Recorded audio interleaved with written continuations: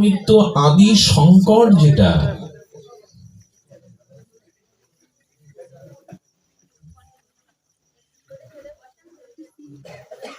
এই জন্ম মৃত্যু আদি সংকট, এর থেকে ভগবান নিষ্কৃতি দিবেন অনায়াসে। শব্দটি বলেছেন মত প্রসাদাৎ তরিষ্যসি, অনায়াসেই তুমি এই সংকট হতে, দুর্গতি থেকে নিষ্কৃতি পাবে। দেখুন, এই যে জন্ম মৃত্যু চক্র থেকে মুক্তি পাওয়ার মূল গোবিন্দের আদেশ হলো মচ্চিত্ত সর্বদুর্গানি। আচ্ছা, মন আমরা ভগবানে যুক্ত করলাম না, তাতে কি হবে জানেন? একটু সতর্ক হয়ে শুনুন। এই বাণী যদি কর্ণ দিয়ে আমাদের বিবেকে গিয়ে বিচার করে আমরা ভগবানে মন যুক্ত না করতে পারি, তবে তার ক্ষতিটা শুনুন। এই যে আমি ইনিয়ে বিনিয়ে বারবার বলার চেষ্টা করছি আপনাদের, একই শব্দ বারবার বলছি যে মচ্চিত্ত সর্বদুর্গানি, মনটা আমাদের যুক্ত করো, সমস্ত দুর্গতি থেকে আমি তোমায় অনায়াসে মুক্তি দেব। আর যদি তুমি আমার এই কথা অহংকার বশে না শোনো, অহংকার বশে যদি আমার এই কথা তুমি অত চেত অহংকার ন স্রোষস্যি, মানুষ কখন অন্যের উপদেশ, ভগবানের বাণী মানতে চায় না। গুরুজনের বাক্য, ভাগবত বাক্য, মানুষের জীবনে কল্যাণময় উপদেশ কখন নিতে চায় না মানুষ? যখন তার ভিতরে অভিমান বা অহংকার কাজ করে। এই জন্য ভাগবতের নিয়ম, যিনি ভাগবত বলবেন তিনি ব্যাসপীঠে বসবেন, আর যিনি শুনবেন তিনি। কেন এই নিয়ম? কারণ কোনো কিছু গ্রহণ করতে গেলে যিনি দাতা তার হাত উপরে থাকতে হবে, যিনি গ্রহীতা তার হাত থাকতে হবে নিচে। ঝর্ণার জল উপরে না, নিচে দাঁড়িয়ে পাওয়া যাবে, কারণ ঝর্ণা উপর থেকেই জল নিচে আসে। আর করুণা বা তরল পদার্থটুকু উপরের দিকে ওঠে না, নিচের দিকে যায়। জল বা তরল রস এগুলো নিচের দিকে যায়। এই জন্য ভগবান বলছেন তখনই কেউ আমার বাণী নিতে পারে না, তখনই সাধু মহন্ত শাস্ত্রের বাণী নিতে পারে না। কারা? বলেন অতচেত অহংকার, যার ভিতরে কোনো বিষয়ের অহংকার আছে, তখন সে এটা নিতে, ভগবত উপদেশ, শাস্ত্র উপদেশ, নিজের কল্যাণের জন্য যে উপদেশ, তা সে নিতে পারে না। দেখুন, রাবণের জ্ঞান তো কম না। বেদজ্ঞ রাবণ মন্দাদরি বলল, বিভীষণ বোঝালো, কুম্ভকর্ণ বোঝালো, তার ছেলে মেঘনাদ বোঝালো। কারো কথা নিয়েছিল যে উনি ভগবান রাম, সীতা জগৎলক্ষ্মী? কখন নেয় না মানুষ উপদেশ? ভগবান শিব ঠাকুরকে বলা হলো, আপনারই শিষ্য রাবণ, আপনাকে উপাসনা করে, আপনাকে স্মরণ করে রাবণ এত শ্রেষ্ঠ হয়েছে। তা আপনি প্রভু রামচন্দ্রের উপাসনা করেন, ধ্যান করেন, মা জানকীর ধ্যান করেন, তা আপনি আপনার শিষ্য রাবণকে বোঝান যে সীতাকে ফিরিয়ে দিয়ে আসুন। তা প্রভু আপনি কেন রাবণকে বোঝাচ্ছেন না? বোঝা যায় কথা। রাবণ সমস্ত শক্তি কার কাছ থেকে পেয়েছে? তার ইষ্ট মহেশ্বর থেকে, দেবাদিদেব ভগবান শঙ্কর থেকে। আবার শঙ্কর উপাসনা করেন কার? রঘুপতি রামচন্দ্রের, মা জানকী। তাহলে উনি তো বুঝ দিতে পারতেন নিজের শিষ্যকে। শিব ঠাকুর একবারও রাবণকে উপদেশ দিতে যাননি, কারণ ভগবান শঙ্কর জানতেন রাবণের ভেতরে যে অহংকার, দাম্ভিকতা, সে কারণে সে এখন আমার উপদেশ নেবে না। মজা করে আমাদের এক সাধু বলেছেন, শিব ঠাকুর বলছেন আমার মাথা কয়টা? যে বলছেন আপনি কেন উপদেশ দিতে যাননি রাবণ রে, বলছেন আমার মাথা কয়টা? শিবের মাথা কয়টা? ভগবান শঙ্করের। আর রাবণের 10 আনন। বলে 5 মাথাওয়ালার উপদেশ 10 মাথাওয়ালা নিতে যাবে কেন?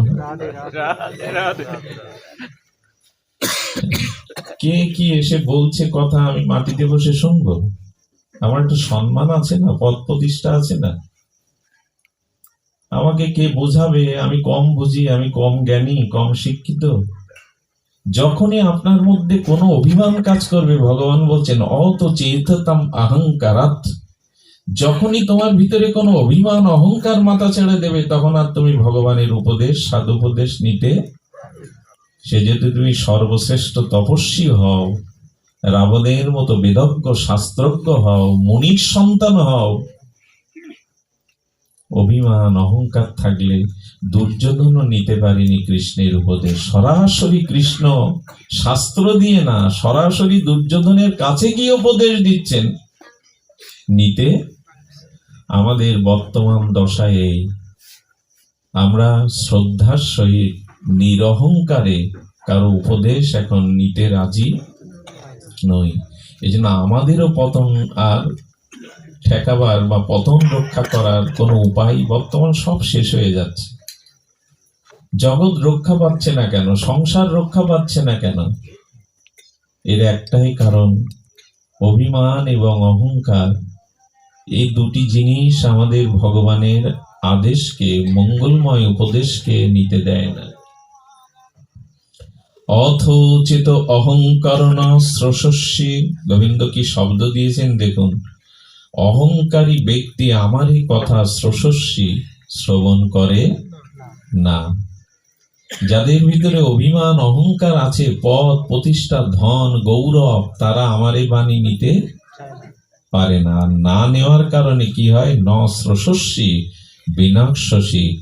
ভগবান নিজে মুখে বলেছেন, যারা আমার এই উপদেশ, আমার এই আদেশ অহংকার বশত গ্রহণ করে না, ভগবান নিজে মুখে বললেন বিনাশসি, অবশ্যই তাদের পতন বা বিনাশ হবে, অবশ্যই তাদের বিনাশ হবে।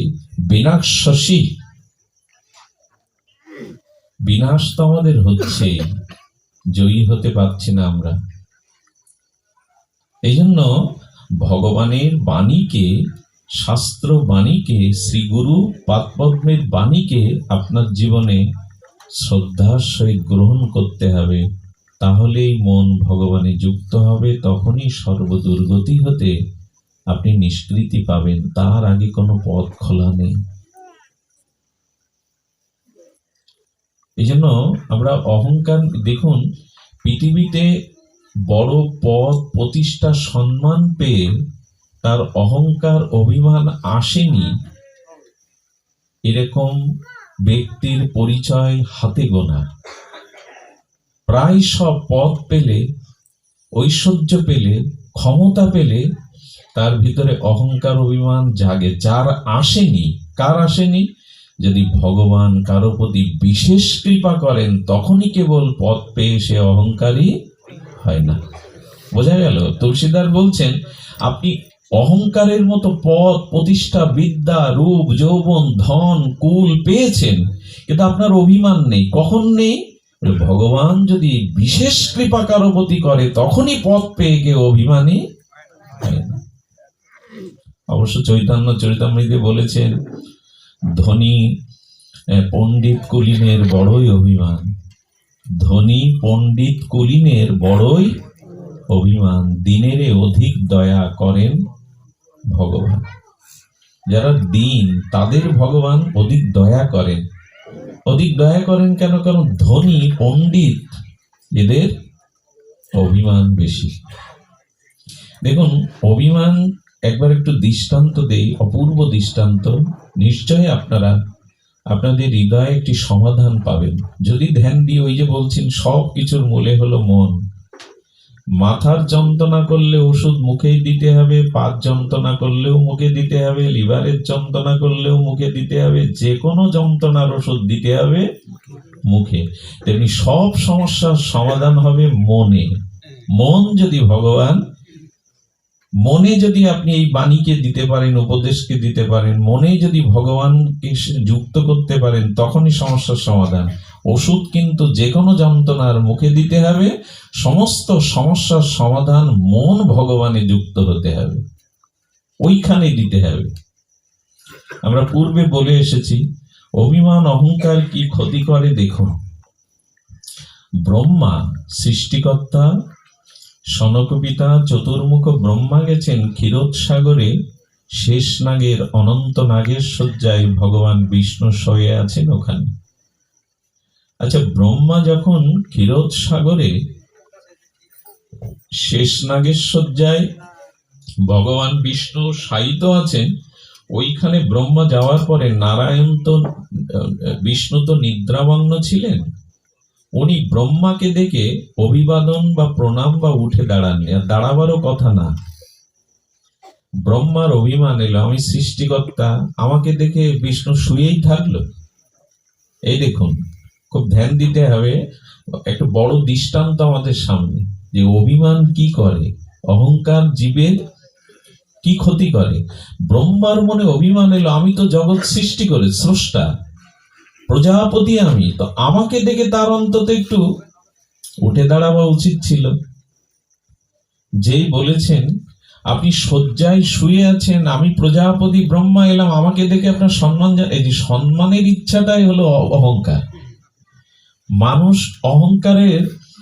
অহংকারের সরলত্বটা, অহংকারটা কি, এটা যদি কেউ প্রশ্ন করে কাকে অহংকার বলে, তবে এক কথায় বলবেন, সবখানে নিজেকে বড় করবার, বড় হওয়ার যে ক্ষুধা, এরই নাম অহংকার। যে কোনো জায়গায় নিজেকে বড় করবার, বড় ভাববার যে ক্ষুধা, তাকে বলে অহংকার। আমি যেখানেই যাই, যে অবস্থায় যাই, যে পরিবেশে যাই, ওখানে নিজেকে বড় করবার যে ক্ষুধা, এরই নাম অহংকার। ছোট হতে চায় না। তো ব্রহ্মা গেছেন বিষ্ণুর কাছে ক্ষীরোদ শহরে, ক্ষীরোদশায়ী বিষ্ণুর সাহিত্য রয়েছে, ওনাকে দেখে উঠে দাঁড়ায়নি, এতে ব্রহ্মার অভিমান এলো।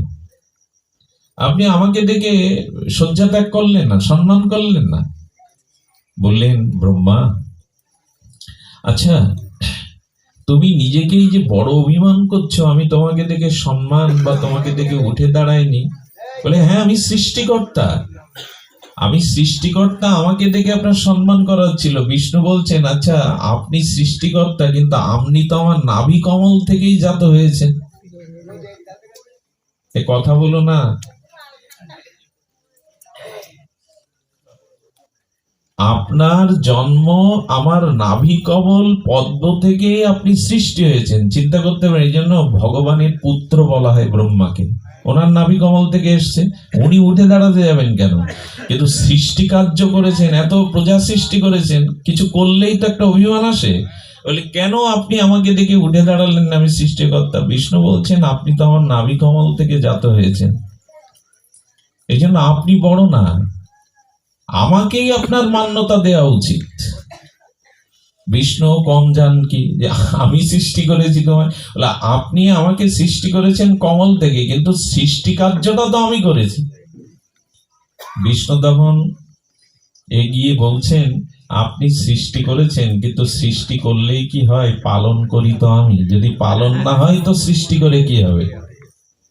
উনিও কম যাচ্ছেন না, তুমি তোমার সম্মান বড়ত্ব প্রকাশ করছো, বিষ্ণুও তো কম যান না, বলে পালন করি তো আমি, সৃষ্টি করেছো তুমি, পালন না করলে তো সৃষ্টি রক্ষা। কি বলবো, এই দুই তর্ক এইরকম জায়গায় পৌঁছালো যেটা আশা করা যায় না, দুজন যুদ্ধ বাঁধিয়ে দিল। তো অদ্ভুত কথা শুনুন, দুজন যুদ্ধ বাঁধিয়ে দিল। আমার মনে হয় কি জানেন, সাধারণ মানুষের অভিমান অহংকার খুব ক্ষতি করে না, কিন্তু দুজন শ্রেষ্ঠ ব্যক্তির অভিমান যখন জেগে যায় তখন খুব ক্ষতি হয়ে যায়। আমাদের বর্তমান সমাজ আরো সুন্দর হতে পারত যদি শ্রেষ্ঠজনদের মধ্যে দলাদলি বা দম্ভ অহংকার, সাধারণ গ্রামের অবুঝ লোকদের মধ্যে দ্বন্দ্ব পৃথিবীর, সমাজের, পরিবারের ক্ষতি করে না, কিন্তু শ্রেষ্ঠ মানুষদের মধ্যে যখন দ্বন্দ্ব সংঘাত হয় তখনই পৃথিবীর ক্ষতি হয়। বাবা কথা বলো না, হাত জোর করে তো অনুরোধ করে নিলাম, কিছুটা সময় কথা বলো না। তো শ্রেষ্ঠ জনেরই আরেকটা জিনিস দেখবেন, সাধারণের থেকে শ্রেষ্ঠের মধ্যে এখন দ্বন্দ্ব দলাদলি বেশি। অবুঝ সরল গ্রামের মানুষ তারা করতে পারে, কিন্তু শিক্ষিত জ্ঞানী পাঠক বক্তা আচার্য মঠ মন্দির, এইখানেই দ্বন্দ্বটা বেশি। শ্রেষ্ঠের সাথে শ্রেষ্ঠের দ্বন্দ্ব বেশি হয়, কারণ ওই অভিমান কাজ করে, তোমার থেকে আমি শ্রেষ্ঠ। এমনি দেখবেন, যাদেরকে আমরা পিছনে পড়া মানুষ বলি, বা যারা অসৎ সঙ্গ করে, অসৎ ক্রিয়া করে, এদের মধ্যে ইউনিটি মানে মিলন খুব। যেমন চারজন যদি তাস খেলে তো ওই একজন খেলবে না, চারজনকে নিয়েই খেলবে। কোন মানুষ যদি নেশা করে তো দেখবেন একা করবে না, গাটির টাকা ব্যয় করে সে অন্যকে ডেকে এনে একসাথে করবে। এবং করতে করতে কি বলে জানেন, নেশা খেলা জেল খাটতে হয় একসাথে খাটবো, কলঙ্ক নিতে হয়। ওই সময় দেখবেন ওদের মধ্যে খুব ইউনিটি থাকে। কিন্তু সাধু সমাজে আসুন, চারজন সাধুকে এক জায়গায় করুন, চার মতের সাধুকে এক জায়গায় করুন। এই জন্য বর্তমান বিশ্বে অসতের সঙ্গ শক্তি বেশি, সতের সঙ্গ শক্তি দুর্বল হয়ে পড়েছে। খুব পরীক্ষিত সত্য কথা। অসতেরই সংগঠন শক্তি খুব বেশি। এর কারণ হলো ওদের ইউনিটি আছে।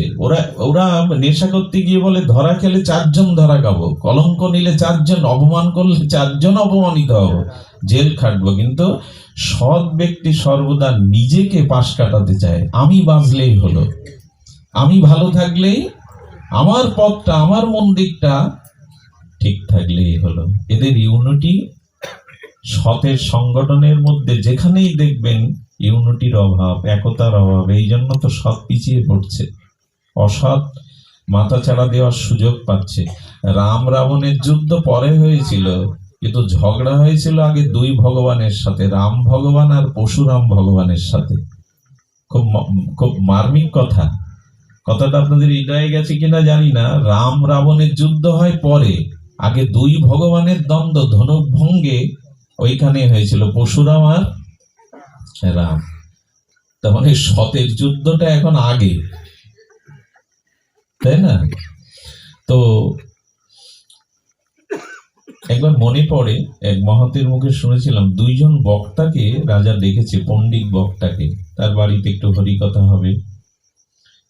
তো একজন স্নানে গেছেন, যিনি বসে আছেন তাকে রাজা বলছেন, আপনি তো পরম পণ্ডিত, পরম আচার্য, আপনার সাথে যিনি স্নান করতে গেছেন নিশ্চয়ই উনি আপনার থেকে বড় বক্তা, আপনার গুরু বা আচার্য।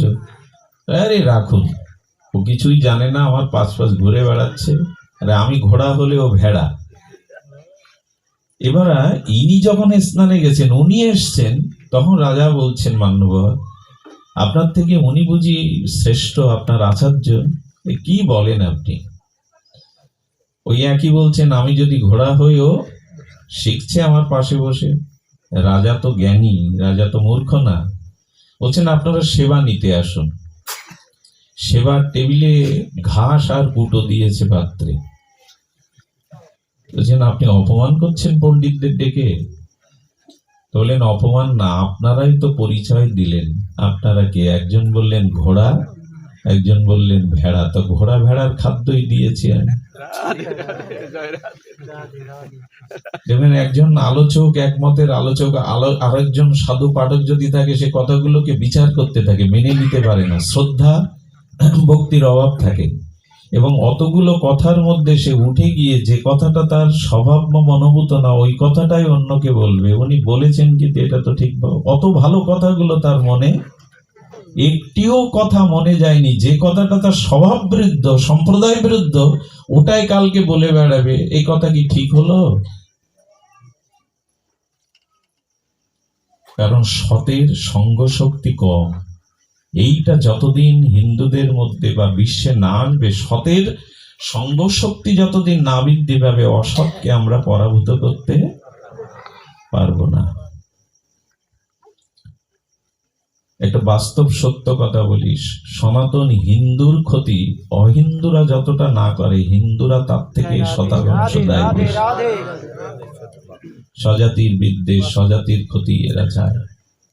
এই জন্য আমাদের সব থেকে বড় কথা, সতের সঙ্গ যদি জেগে উঠত, পৃথিবী অন্য রূপ নিত।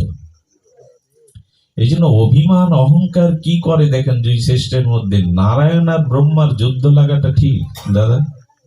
উচিত কি? তোমরা যদি এই করো, এখানে এই যুদ্ধের পর্যায়ে পৌঁছালো। ইনারা যদি যুদ্ধ করেন তো কি হবে? আর নারদ ঠিক এই সময়টা খুঁজে বেড়ায়। এরকম কিছু হলেই নারদের খুঁজে বেড়ায়। নারদের যে বলছেন করছেন কি, আরে পিতা ব্রহ্মাকে বলছেন, পিতা আপনি করছেন কি? ভগবান আপনি কি করছেন? দুইজনকে বলছেন, আচ্ছা আপনারা এখানে রাখুন। একজন তৃতীয় পক্ষ বিচারক না হলে দ্বন্দ্ব করা উচিত নয়, যে কে বড় এটা তো বিচার করবে, আপনারা দুজন বললে তো হবে না, মাঝখানে তো একজন মধ্যস্থকারী বিচারক থাকতে হবে। নারদজি তখন ভগবান শিবকে, শঙ্করকে স্মরণ করেছেন, হে মহাদেব, হে স্বয়ম্ভু, আপনি কৃপা করে আসুন, এই সমাধান করুন। ভগবান শঙ্করকে সম্মান সকলেই করেন। তো ব্রহ্মাজি এবং বিষ্ণুজি ভগবান শঙ্করের উপর ন্যস্ত করলেন, বিচার করুন কে বড় কে ছোট। ভগবান শঙ্কর তখন তার দিব্য জ্যোতি দিয়ে একটা জ্যোতি স্তম্ভ সৃষ্টি করলেন। স্তম্ভ মানে বোঝেন তো, পিলারের মতো। তখন বলছেন, ব্রহ্মা আপনি উপরের দিকে উঠতে উঠতে উঠতে এর যেখানে অন্ত শেষ, ওই অন্তটা আপনি দর্শন করে যদি নিচে নামতে পারেন, আর এর এই জ্যোতি স্তম্ভের নিম্ন ভাগে ভগবান বিষ্ণু যাবে, উনি যদি নিম্ন ভাগটা দর্শন করে যে আগে ফিরে আসতে পারবে, সেই হলো শ্রেষ্ঠ। তো ব্রহ্মা কি করেছেন? রাজহংস ওনার বাহন। ব্রহ্মা রাজহংসের পিঠে উঠে খুব দ্রুত, ব্রহ্মা তো দ্রুত যাবে, উনি দ্রুত উপরের দিকে উঠছেন, আর বিষ্ণু নিচের দিকে যাচ্ছেন গরুর বাহন করে। এখন ওই স্তম্ভ যেতে যেতে যেতে যেতে ভগবান বিষ্ণু মাস বৎসর অতিক্রান্ত হয়ে গেল। বিষ্ণু তো ভগবান, বুঝলেন এর কোনো অন্ত, কিছু জিনিস আছে তো অনন্ত, তার অন্ত পাওয়া। আকাশকে পাবেন আপনি কোথাও? আকাশ অনন্ত। আকাশকে আপনি ওইভাবে ছুতে, আকাশ মানে শূন্য স্থান, আকাশ মানে যে নীল দেখা যাচ্ছে এরকম না। আকাশ মানে শূন্য স্থানকে বলে আকাশ। আকাশ রূপে আলাদা কোনো পদার্থ নাই, শূন্য স্থানকেই আকাশ বলে। তো বিষ্ণু বুঝলেন যে এভাবে অন্ত পাওয়া, এটা ভগবান শিবের লীলা, এর অন্ত পাওয়া যাবে না। উনি তো দৈন্যের মূর্তি ফিরে এসে বলছেন, ভগবান শঙ্কর আপনি নিশ্চয়ই একটি লীলা করছেন, আসলে আমি অন্ত পেলাম না, দুঃখিত আমি। তো যখন উনি দৈন্য প্রকাশ করেছেন, সত্যটা স্বীকার করেছেন, ভগবান শঙ্কর খুব খুশি হয়ে বলছেন, প্রভু আপনি বসুন। ব্রহ্মা তার মনে এই অভিমান যে আমি বড়, আমি অন্তটা পাবই, এই করতে করতে খুব দ্রুত যখন যাচ্ছেন, একটা কেতকী ফুল ওই জ্যোতি স্তম্ভ গায়ে দিয়ে খুব দ্রুত পড়ছে। কেতকী ফুলকে শক্তি সঞ্চার করে বলছেন, তুমি কোথা থেকে আসছো? বলে, আমি কয়েক শত বছর ধরে চেষ্টা করছিলাম ওর উপরটা পাই কিনা, কারণ উপরে উঠলে আমি শ্রেষ্ঠ ফুল হব, কিন্তু কয়েক শত বছর চেষ্টা করে এই দ্রুত গতিতে আমি তার অন্ত, এর অন্ত নেই, তাই আমি নেমে যাচ্ছি। তখন ব্রহ্মা বলছেন, দেখো তুমি এই জগতের সব থেকে শ্রেষ্ঠ পুষ্প হিসাবে পূজিত হবে যদি তুমি একটু মিথ্যা সাক্ষী দাও। বড় হওয়ার নেশা মানুষকে কোথায় নিয়ে যায় দেখো। ব্রহ্মা শিক্ষা দিচ্ছেন, তার ভিতরে কি অহংকার থাকে? জগৎকে শিক্ষা দিচ্ছেন, তিনি কি করছেন বললেন, তুমি একটু মিথ্যা বলো, জগতের শ্রেষ্ঠ পুষ্প তুমি, আমার বরে তুমি শ্রেষ্ঠ পুষ্প হবে, যত পুষ্প আছে। তো কি বলে, তুমি গিয়ে একটু জানাবে, গোলক দিও না এখানে যদি সরিয়ে না, তুমি গিয়ে জানাবে যে আমি এর অন্তকে স্পর্শ করে তবে ফিরছি। মিথ্যা সাজিয়ে, মিথ্যা সাক্ষী বানিয়ে এসে যখন ভগবান শিবকে বলছেন, দেখুন আমি আপনার উদ্ধংসের জ্যোতিস্তম্ভের অন্ত পেয়েছি। বলে, সত্য বলছো? বলে, হ্যাঁ, এই যে কেতকী পুষ্পের কাছে শুনুন। কেতকী পুষ্প তখন বলছেন, হ্যাঁ আমি দেখেছি, ব্রহ্মা অনন্ত এই জ্যোতিস্তম্ভকে ঊর্ধ্বে স্পর্শ করেছেন। ভগবান শঙ্করের তৃতীয় নয়নে আগুন ছুটল, কারণ উনি জানেন এটা মিথ্যা। ব্রহ্মার কিন্তু 4 মাথা না, ব্রহ্মার ছিল 5 মাথা। যে মাথা বা যে মুখ দিয়ে উনি মিথ্যা বলেছিলেন, শঙ্করের জ্যোতিতে, অগ্নিতে মস্তকটা পুড়িয়ে দিলেন। সেই দিন থেকে ব্রহ্মার 4 মাথা। এবং কেতকী বললেন যে যেহেতু তুমি মিথ্যা বলেছ, এই জন্য আমার মাথায় কেউ ধুতরার ফুল দিলেও আমি তাকে কৃপা আশীর্বাদ করব, কিন্তু তোমার ফুল যে আমার মাথায় দেবে তার দারিদ্রতা আসবে, অভিশাপ নেমে আসবে।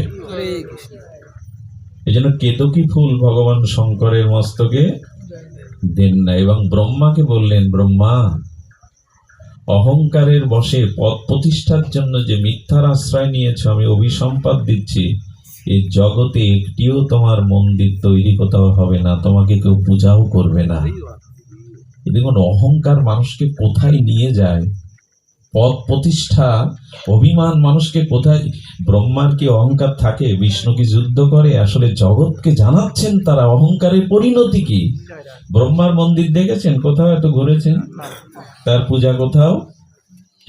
বিষ্ণুকে হাত জোড় করে ভগবান শঙ্কর বললেন, আপনি দৈন্য প্রধান, আপনি প্রিয়, আপনি সত্য সুন্দর, তাই পৃথিবীতে আপনারই জয়গান, আপনারই মন্দির, আপনার পূজা সারা বিশ্বব্যাপী ছড়িয়ে পড়বে।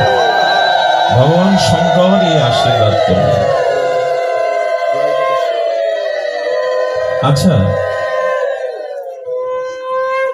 প্রজাপতি ব্রহ্মা যখন 12 জনকে প্রজাপতির দায়িত্ব দিলেন, তার মধ্যে অন্যতম দক্ষ রাজা না, সতীর পিতা, দক্ষ প্রজাপতির পদ পেয়ে গেল। 12 জন প্রজাপতি মানে যারা সৃষ্টি করতে পারবে।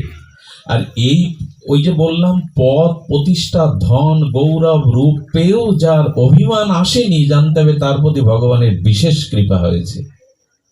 কিন্তু এগুলি পেলেই কোথায় একটা অভিমান কাজ করবেই। উচ্চকুলে জন্ম, বিশেষ ধনী হওয়া, বিশেষ পণ্ডিত হওয়া, এগুলোর ভিতরে এই পদগুলো পেলেই আপনার ভেতরে একটা অভিমান, যার হবে না জানবেন ভগবান তাকে বিশেষ কৃপা করেছেন। তো দক্ষেরও অভিমান এলো। অভিমান মানে জানেন তো, শিব দক্ষকে দেখে একবার উঠে দাঁড়ায়নি, উনি প্রজাপতি, সম্মানে উঠে দাঁড়ায়নি, এতেই শিবের প্রতি দেখেন সম্মান পাওয়ার কি কাঙাল, এরাও কি কাঙাল। প্রজাপতি যিনি প্রজা সৃষ্টি করতে পারেন, শিব ঠাকুর একবার, উনি তো আত্মভোলা, আত্মস্থ হয়ে থাকেন, উঠে দাঁড়ায়নি। আমাদেরও এই দুর্দশা, হ্যাঁ, আমাদেরও এই দুর্দশা। খবরদার কোথাও গিয়ে নিজেকে বড় করার অভিমান, ক্ষুধা ভেতরে অনুভব করবেন না। আমি একবার কোন মন্দিরে গেছি, তো মন্দিরে লাইন দাঁড়িয়ে দেখতে হয়, বিগ্রহকে দেখতে হয় তো বড় বড় মন্দিরে। আমার মনে হঠাৎ হচ্ছে পূজারী নিশ্চয় আমায় চিনবে, আমি একজন পাঠক, চিনতে পারলে উনি লাইন থেকে ডেকে আমাকে দর্শন করিয়ে দেবেন, মালাটা আমার হাতে দেবেন। আমার মনে হলো যে এইগুলি হয়, যারা পদ পায়, প্রতিষ্ঠা হয়, ভগবানের কৃপায় কিছু হয়, আমি তখন অনুভব করছি এটা কখনো উচিত। দেখবেন কোন বিশিষ্ট ব্যক্তি প্রত্যেক বিষয়ে সমাজে সব ক্ষেত্রে নিজের জায়গাটা আগে করতে চায়। আমি পেছনে বসেছি, উনি একটু ডেকে নিতে পারতেন না? 5টা মালা পরাবার জন্য একটা মালা আমার গলায় দিতে পারতেন না? এইগুলো ভয়ানক, মানে কি বলবো, ক্ষতি করে দেয় মানুষের নিজের মর্যাদার, নিজের বড়ত্বের। দেখুন, যে বড় হতে চায় সে বড় হতে পারে না। আরে রেমুনাতে ভক্তিবৃক্ষ মাধবেন্দ্র পুরীপাদ, তিনি অযাচক বৃত্তি, কারো কাছে কিছু চেয়ে পান না। আর তিনি শ্রী ভগবানের জন্য ভগবান গিরিরাজে প্রকট হয়ে বলেছেন, যাও আমাকে শীতল করবার জন্য চন্দন এবং কর্পূর আদি নিয়ে এসে আমাকে শীতল করো। মাধবেন্দ্রপুরী যেতে যেতে রেমুনায় গোপীনাথ মন্দিরে তার দেখবার ইচ্ছা হয়েছিল, গোপীনাথ বিগ্রহকে। সন্ধ্যায় আরতি দর্শন করে আর সারা নিশি জেগে জেগে একটি ফাঁকা জায়গায় বসে বসে উনি ভগবানকে স্মরণ করছেন, ভগবানের ধ্যানে নিমগ্ন। সারাদিন মুখে কিছু পাননি। আর পূজারী মন্দির বন্ধ করে শয়নে গেছেন। মধ্যরাত্রে গোপীনাথ স্বপ্নেতে এসে পূজারীকে, স্বপ্নেতে নয় সাক্ষাৎ এসে বলছেন, ওঠো ওঠো, এই মুহূর্তে স্নান করে মন্দির খোলো। আমার পরম ভক্ত মাধবেন্দ্রপুরী না খেয়ে পড়ে আছে, ওখানে আমাকে স্মরণ করছে, যাও। আর এই গোপীনাথ, রেমুনাথে গোপীনাথ মন্দিরে ক্ষীরের বড় প্রসিদ্ধ থাকতো, ক্ষীরের প্রসাদ। বললেন, যাও তাকে প্রসাদ দিয়েছো, না খেয়ে পড়ে আছে সে। হঠাৎ করেই একটু তন্দ্রা ভেঙে বলছেন, প্রভু ক্ষীর প্রসাদ তো বিতরণ হয়ে গেছে ভক্তদের, অবশিষ্ট তো মন্দিরে রাখা হয় না। বলে এটা আমি জানি, কিন্তু আমার ভক্তকে এভাবে উপবাস করে থাকতে আমি দেখতে পারবো না বলে তোমাদের অজান্তে এক খুলি ক্ষীর আমি চুরি করে আমার বসন্তলে লুকিয়ে রেখেছি। যাও ওঠো, স্নান করে ওই ক্ষীর মাথায় নিয়ে মাধবেন্দ্রকে দিয়ে এসো। তো উনি অবাক হলেন, স্নান করে মন্দিরে গিয়ে দেখলেন ঠিক ঠিক বসন্তলে। সেই দিন থেকে নাম হলো ক্ষীরচোরা গোপীনাথ। ভগবানের নাম একটা চুরির বিশেষণ হয়ে গেল, চুরি করলেন ভক্তের জন্য, ক্ষীরচোরা গোপীনাথ। তো মাধবেন্দ্র পুরীকে দেওয়ার জন্য মাথায় কে গো ভাগ্যবান, কে এত ভগবানের প্রিয় আপনি, কৃপা করে ভগবান আপনার জন্য প্রসাদ রেখেছেন, আপনি প্রসাদ পান। মাধবেন্দ্র চোখে জল, বলছেন আমি এর যোগ্য নই। মাধবেন্দ্র পুরীকে দেখেছিলেন আরতির সময় দূরে দাঁড়িয়ে, সবার পেছনে দাঁড়িয়ে। আরে ওনার শিষ্য ঈশ্বরপুরী, আর ঈশ্বরপুরীর শিষ্য স্বয়ং মহাপ্রভু।